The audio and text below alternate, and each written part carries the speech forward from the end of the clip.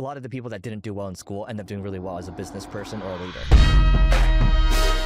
But on the flip side, when we interview people from tier 5, tier 4, tier 3, they're more hungry. Like my CEO, I believe he's from Arizona State University. I don't know what tier that would be, but I'm going to guess 5. I think that's like tier 5. Yeah. And the guy just works his tail off. He's in Cuba right now on a family vacation. All right. He's Cuban? No, his wife is. Okay. And they're going seeing their parents can't always get out of the country, so they go see them. Yeah. And it's a holiday. I know he has a client call today, a potential client call and a pitch. And he'll figure out internet and everything. Pitch today? It's Labor Day. Yeah, he doesn't care. Wow. Right? Yeah. Because that was when their assistant gave time. And this is a multi-billion-dollar company, not like 1 or 2 or 5, like well into the billions. Yeah. Doesn't care. Yeah. He'll do whatever for work and business and grind it out. And I don't know the last time he didn't work on a Saturday or a Sunday. Yeah. I know he's been better now and he doesn't work Christmas or Thanksgiving. But when I say he doesn't work Christmas or Thanksgiving, he probably spends at least 30 minutes to an hour checking emails, making sure there's no fires or anything, even on a holiday.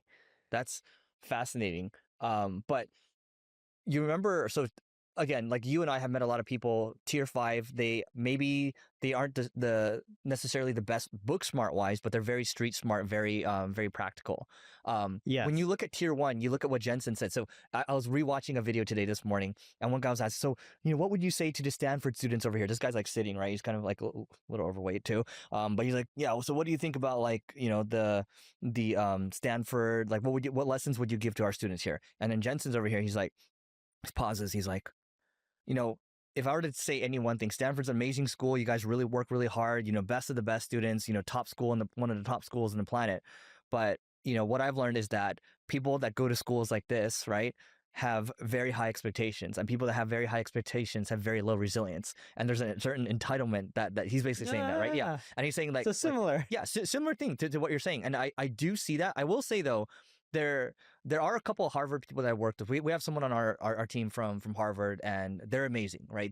They work really hard. There's a massive chip on their shoulder, and I appreciate that. But I've also worked with people at Harvard where my first job that I got coming out of college was data entry. So I was making $30,000 a year. I was only like 22 years old or so, and I saw a guy that was doing the same exact work I was doing, data entry.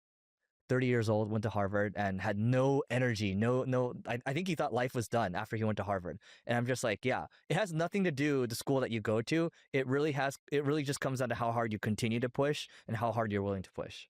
Yeah, and Stanford and Harvard produce great people, especially the ones who are willing to grind it out. And I've seen a lot of amazing entrepreneurs come from there. There has to be tons of amazing workers. I hear more about the entrepreneurs, of course, because a lot of them have made billions of dollars. And we're not talking about personally, but you just go on the Forbes list. A lot of those people went to Stanford and Harvard, at least in tech. But when you look at employees, I find that you get people who are just willing to grind it out after they graduated from like the Arizona State University. Is like, all right, I got to get my crap together. I got to get my life and just push hard. And a lot of the people that I've interviewed from, let's say, Stanford are just like, I did so well and I got into this school, my life should be easier, but that's not reality. Yeah. They just believe in that. It's because we've been brainwashed as kids. I don't know about you, but for me, I was always like, oh, go to Stanford, go to UCLA at very least. So it was very much a brand thing growing up Chinese, right? Asian. But you realize none of that matters at the end of the day. What matters is how much you contribute to the world. And if you want to contribute more, that means you have to continue to grow. So